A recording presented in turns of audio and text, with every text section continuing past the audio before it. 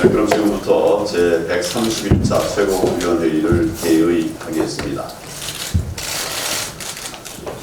진통제만 투여하면 환자는 죽습니다. 즉각 경제 대전환 하십시오. 우리 경제가 그야말로 벼랑 끝으로 추락하고 있습니다.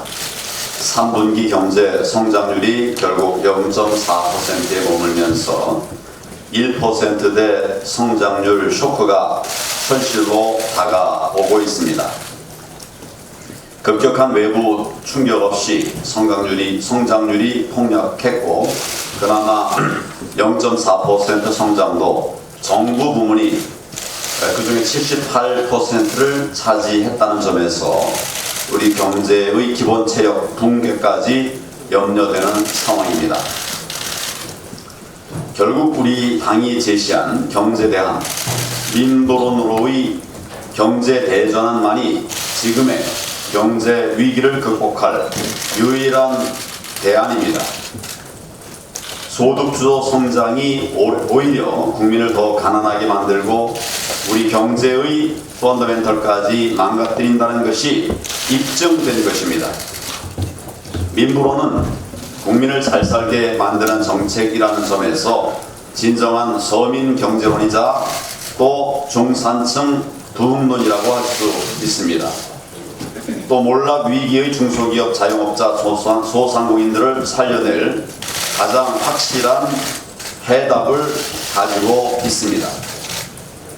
저와 우리 당은 이 정권이 실패한 경제 정책을 폐기하고 민부론으로 경제 성장 대전환을 이룰 때까지 국민과 함께 강력한 경제 투쟁을 멈추지 않겠습니다. 오늘 오후에도 강원도를 방문해서 경제 현장을 살펴보고 기업인들과 함께 민부론 현장 안착 방안을 논의할 계획입니다. 민부론을 현장 맞춤형 민생 밀착형으로 발전시켜서 대한민국 경제를 반드시 다시 일으켜 세우도록 하겠습니다. 수술이 시급한 환자에게 진통제만 계속 투여하면 결국 그 환자는 사망할 수밖에 없습니다. 지금 우리 경제를 살릴 길은 경제 대전환밖에 없는데 이 정권은 재정 확대라고 하는 진통제만 계속 투여하고 있습니다. 문재인 정권이 준비된 대안인 민부론을 외면하고 실패한 좌파 경제 실험을 끝까지 고집하면 우리 경제가 회복 불능의 혼수 상태에 빠지게 될 수밖에 없습니다. 게다가 총선형 현금 살포까지 더해진다면 우리 경제가 정말 베네수엘라와 같이 완전히 무너지게 될 것입니다. 문재인 대통령과 이 정권은 좌파 경제 실험을 즉각 폐기하고 우리 당과 함께 경제 대전환에 나서야 합니다. 경제 회복의 골든타임이 얼마 남지 않았습니다.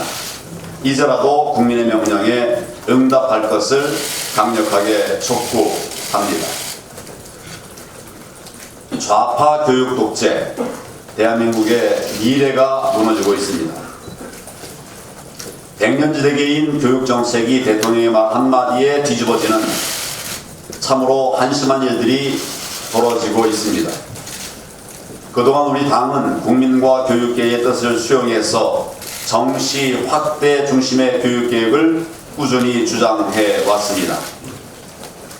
또한 무너진 교육의 공정과 정의를 다시 세우기 위해 저스티스 리그를 출범시켜서 국민 여론을 수렴하는 등 활발한 활동을 펼치고 있습니다. 대통령이 지금이라도 정시 확대에 관심을 가지게 된 것은 다행입니다. 그러나 이것도 또 보여주기식 정책이 되어서는 안 된다는 점을 미리 말씀을 드립니다. 문재인 정권은 전교조에 휘둘린 오락가락 정책으로 학부모와 학생들의 혼란만 키워왔습니다. 그래놓고 이제 와서 문재인 대통령이 직접 나서서 느닷없이 정시 확대를 주장하니 믿을 수 있는 거냐, 이런 걱정들이 나오는 것입니다. 정부와 한마디 논의도 없이 대통령 시정연설에서 정시 확대를 갑자기 집어넣고 사흘 만에 입시 개편안 회의까지 열었습니다. 집권 여당과 교육부는 대통령 말씀이 떨어지자마자 기존의 입장을 하루아침에 완전히 뒤집어버렸습니다. 조국 대란으로 좌파 기득권 세력들의 부정이 드러나자 급조 정책을 내세워서 위기를 모면하려는 것입니다.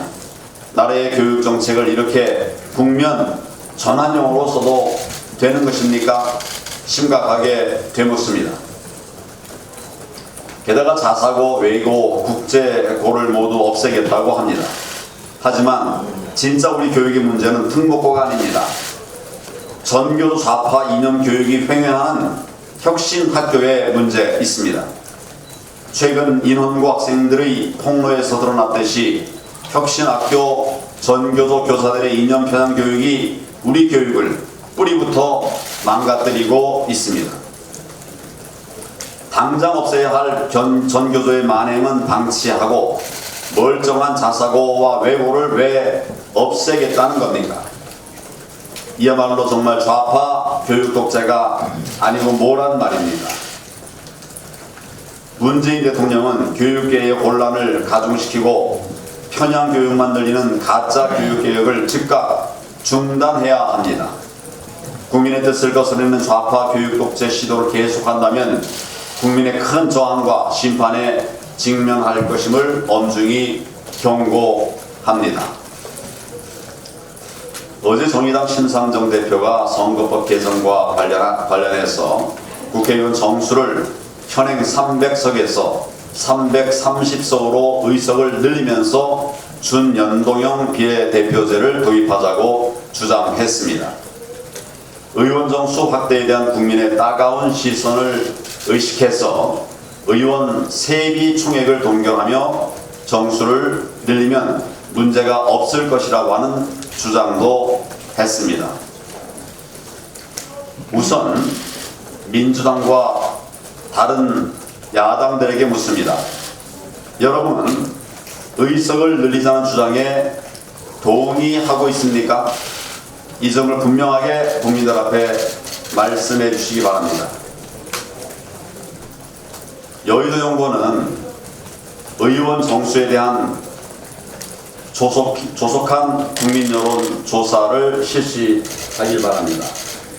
오늘 나오지 못했는데 전달해 주시기 바랍니다. 저희는 여론조사에 드러난 국민의 뜻을 받들겠습니다. 국민의 뜻대로 하겠습니다. 의원 세비 총액만 동결하면 추가적인 국민 부담이 전혀 없다는 것이냐? 정의당, 민주당에게 묻습니다. 국회의원 한 명에게 들어가는 돈은 세비만이 아닙니다. 온갖 하드웨어와 소프트웨어가 따라가야만 하고 이런 부담들은 고스란히 국민 부담으로 돌아옵니다. 해서는 안 되는 주장을 하고 있는 것입니다.